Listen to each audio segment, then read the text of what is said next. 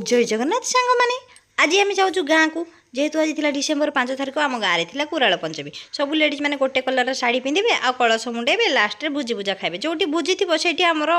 पूरा मालामाल जेहेतु छुआ मैंने आमको पसंद करती भोजी को देखो एका कलर शाढ़ी पिंधि कि हिरोइन मैंने फोटो उठे कि हसल माँ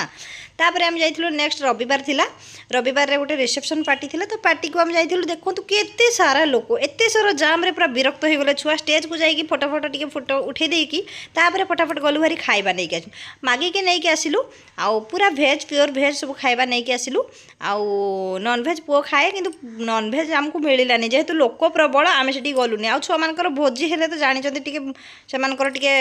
हिपी हुर्रे तो चलतु आज मोर लुकटा आपको केमती कौन लगला निहाती कमेंट करी कहबे तापर आम गुपचुप टिके खाइलु आइसक्रीम टिके खाइलु लास्ट पान किलोटे जाकी देली पुओ को कहले टिके वीडियो कर दे मो लुक केमती लगुच निहाती कमेंट करी कहबे रहिली जय जगन्नाथ।